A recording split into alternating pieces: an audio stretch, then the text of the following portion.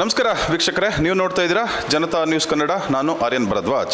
ಇವತ್ತು ನಮ್ಮ ಜೊತೆಯಲ್ಲಿ ನಮ್ಮ ಜನತಾ ನ್ಯೂಸ್ ಕನ್ನಡ ಚಾನಲ್ನ ವರ್ಕಿಂಗ್ ಕಮಿಟಿಯ ಮೆಂಬರ್ ಆದಂತಹ ನವ ಕರ್ನಾಟಕ ಯುವ ಶಕ್ತಿ ವೇದಿಕೆಯ ಸಂಸ್ಥಾಪಕ ಅಧ್ಯಕ್ಷರು ಆದಂತಹ ಲಿಂಗೇಗೌಡರು ಸರ್ ನಮ್ಮ ಜೊತೆಲಿದ್ದಾರೆ. ಸರ್ ನಮಸ್ಕಾರ. ನಮಸ್ಕಾರ. ಹೇಗಿದ್ದೀರಾ ಸರ್?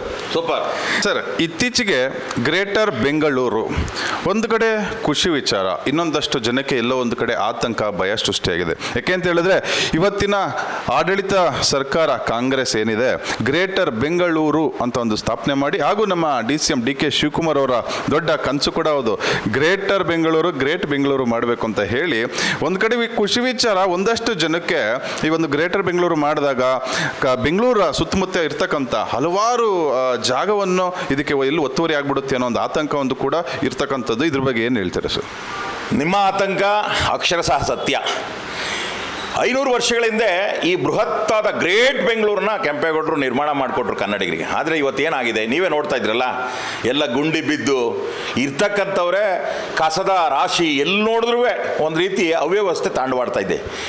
ಇವತ್ತು ಪಕ್ಕದಲ್ಲೇ ಕೆಂಪೇಗೌಡ ಬಡಾವಣೆಗೆ ಸಾವಿರಾರು ಎಕರೆ ರೈತರ ಭೂಮಿ ಕಿತ್ಕೊಂಡ್ರು. ಅಲ್ಲಿ ಕಾರಂತ ಬಡಾವಣೆಗೆ ಸಾವಿರಾರು ಎಕರೆ. ಇದು ಸಮೃದ್ಧ ಮಲೆನಾಡಿದಂಗಿತ್ತು. ಇವತ್ತು ಇದಿಷ್ಟು ಸಾಲದು ಅಂತ ಬಿಡದಿ ಹತ್ರ 24 ಹಳ್ಳಿಗಳಲ್ಲಿ ಈ ಜನನ ಒಕ್ಕಲಿಗರನ್ನ ಒಕ್ಕಲೆಬ್ಬರಿಸ್ತಾ ಇದ್ದಾರಲ್ಲ ರೈತರನ್ನ. ಇದು ಎಷ್ಟು ಸರಿ? ಇವರು ಜಲಸಂಪನ್ಮೂಲ ಸಚಿವರಾಗಿ ರೈತರಿಗೆ ನೀರು ಕೊಡಬೇಕಾಯ್ತು, ಬದುಕನ್ನು ಹಸನುಗೊಳಿಸ್ಬೇಕಾಯ್ತು. ಯಾಕೆಂತಂದರೆ ಇವತ್ತೇನಾದ್ರು ಕಾಂಗ್ರೆಸ್ ಸರ್ಕಾರ ಅಸ್ತಿತ್ವಕ್ಕೆ ಬಂದದೆ ಅಂದರೆ ಇವರು ನಡೆಸಿದಂಥ ಮೇಕೆದಾಟು ಪಾದಯಾತ್ರೆ ಮರ್ತೇ ಬಿಟ್ಟವ್ರ. ಮೇಕೆದಾಟು ಪಾದಯಾತ್ರೆನ ರೈತರು ನೀರು ಕೊಡೋದಿರಲಿ, ಇವತ್ತು ರಿಯಲ್ ಎಸ್ಟೇಟ್ ಮಾಡಲಿಕ್ಕೋಸ್ಕರ ಈ ಬಿಡದಿ ಹತ್ರ 24 ಹಳ್ಳಿ ರೈತರನ್ನ ಒಕ್ಕಲೆಬ್ಬಿಸ್ತಾ ಇರೋದು ಎಷ್ಟು ಸರಿ? ರೈತರು ಯಾವುದೇ ಕಾರಣಕ್ಕೂ ಬೆಂಗಳೂರು ಬೆಳೆದು ಸಾಕೀಗ, ಕರ್ನಾಟಕದಲ್ಲಿ ಬೇಕಾದಷ್ಟು ಜಿಲ್ಲೆಗಳಿದ್ದಾವೆ, ಹೋಗ್ಲಿ, ದಾವಣಗೆರೆ ಬೆಳೆಸಲಿ, ಹುಬ್ಳಿ ಧಾರವಾಡ ಬೆಳೆಸಲಿ, ಈ ಕಡೆ ಕಲ್ಯಾಣ ಕರ್ನಾಟಕ ಬೆಳೆಸಲಿ, ಬೆಂಗಳೂರು ಉಸಿರು ಕಟ್ತಾ ಇದೆ. ಸಾಕು ಬೆಂಗಳೂರು ಬೆಳೆಸಿದ್ದು.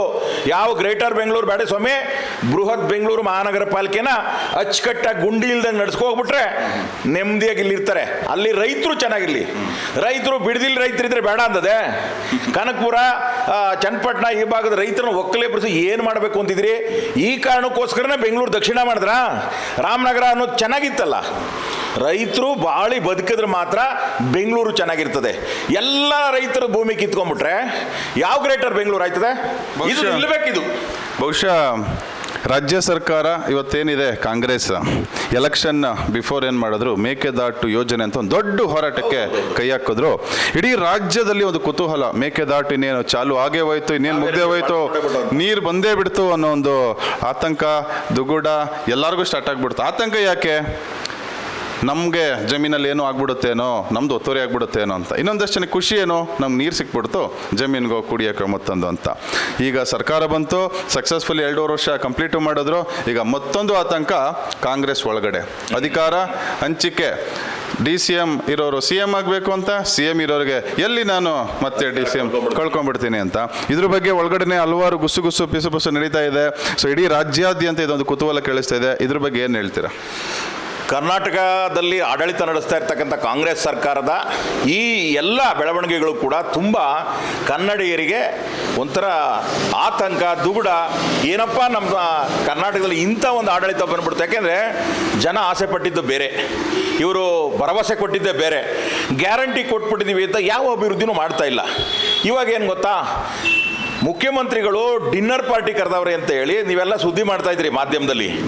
ಈ ವಿಚಾರದಲ್ಲಿ ವಿರೋಧ ಪಕ್ಷಗಳು ಒಂದು ಆರೋಪ ಮಾಡ್ತಾ ಇದ್ರೆ ಕೇಳಿಸ್ಕೊಂಡಿದ್ದೀರಿ ನೀವು. ಏನು, ಬಿಹಾರ ಚುನಾವಣೆಗೆ ಯಾರೆಲ್ಲ ಶಾಸಕರುಗಳು, ಮಂತ್ರಿಗಳು ಫಂಡ್ ಕೊಡ್ತಾರೆ ಅವರನ್ನು ಮಾತ್ರ ಉಳಿಸ್ಕೊಂಡು ಉಳಿದವ್ರನ್ನ ತರ್ತೀವಿ ದುಡ್ಡು ಕೊಟ್ಟವ್ರನ್ನ ಅಂತ ನೋಡಬೇಕು. ಕೆಲವರು ಭಾಳ ಜೋರು ಮಾತಾಡುವಂಥವ್ರು, ದುಡ್ಡು ಮಾಡಿಕೊಂಡಿರೋರು, ನಾನು ಮಿನಿಸ್ಟರ್ ಆಯ್ತೀನಿ, ನಾನು ಫಂಡ್ ಕೊಟ್ಬಿಟ್ಟು ಮಿನಿಸ್ಟರ್ ಆಯ್ತೀನಿ ಅಂತ ನಡೀತಾ ಇದೆ. ಕರ್ನಾಟಕ ಏನು ಗೋಮಾಳನೆ ಕೆರೆದು ಕೊಡಲಿಕ್ಕೆ? ಈ ಕಾರಣಕ್ಕೋಸ್ಕರ ರಾಷ್ಟ್ರೀಯ ಪಕ್ಷಗಳು ಬಂದಾಗೆಲ್ಲ ನಮ್ಗೆ ಆತಂಕ ಕನ್ನಡಿಗರಿಗೆ. ಕರ್ನಾಟಕದಿಂದ ಕೆರೆದು ಚುನಾವಣೆ ಬೇರೆ ಕಡೆ ಚುನಾವಣೆಗೆ ಇಲ್ಲಿಯ ಸಂಪನ್ಮೂಲನ ಕೊಟ್ಟರೆ ಕರ್ನಾಟಕ ಉಳಿತದ? ಇದಾಗಬಾರ್ದು ಒಂದು. ಎರಡನೇದು, ಇವತ್ತೇನು ಉಪಮುಖ್ಯಮಂತ್ರಿಗಳು ತಾವು ಮುಖ್ಯಮಂತ್ರಿಗಳಾಗಲಿಕ್ಕೆ ಹೊಡ್ತೀವಿ ಅಂತೇಳಿ ಇಡೀ ಹಳೆ ಮೈಸೂರು ಭಾಗದ 12-13 ಜಿಲ್ಲೆಯ ಮಣ್ಣಿನ ಮಕ್ಕಳ ಹತ್ರ ನನಗೊಂದು ಸಲ ಅವಕಾಶ ಕೊಡಿ, ಒಂದು ಸಲ ಅವ್ರಿಗೆ ಕೊಟ್ರಿ, ಒಂದು ಸಲ ಇವ್ರಿಗೆ ಕೊಟ್ರಿ, ನನಗೆ ಕೊಡಿ ಅಂತ ಬೇಡಿ ತಗೊಬಂದು ಸಿದ್ದರಾಮಯ್ಯನವ್ರು ಪಾದಕ್ಕೆ ಮಡಗಿದ್ರು. ಸಿದ್ದರಾಮಯ್ಯನವ್ರು ಹೊರಗಡೆಯಿಂದ ಬಂದು ಅಚ್ಚುಕಟ್ಟಾಗಿ ರಾಜ್ಯ ಆಳಿದ್ರು. ಇವತ್ತು ಕಾಂಗ್ರೆಸ್ಸಲ್ಲಿ 47 ವರ್ಷ ಮಣ್ಣೊತ್ತೋರು ಇವರು, ಆಗಲಿಲ್ಲ, ಇನ್ನೇನು ಆಗೋದಿಲ್ಲ ಇವರು. ನಮಸ್ಕಾರ. Thank you sir, thank you. ಇಷ್ಟು ಮಾಹಿತಿಯನ್ನು ಹಂಚ್ಕೊಂಡಂತ ಲಿಂಗೇಗೌಡ ಸರ್ಗೆ ಧನ್ಯವಾದ ಹೇಳ್ತಾ ನೋಡ್ತಾ ಇರಿ ಜನತಾ ನ್ಯೂಸ್ ಕನ್ನಡ, ಇದು ಕನ್ನಡಿಗರ ಶಕ್ತಿ. ಜನತಾ ನ್ಯೂಸ್ ಕನ್ನಡ, ಇದು ಕನ್ನಡಿಗರ ಶಕ್ತಿ.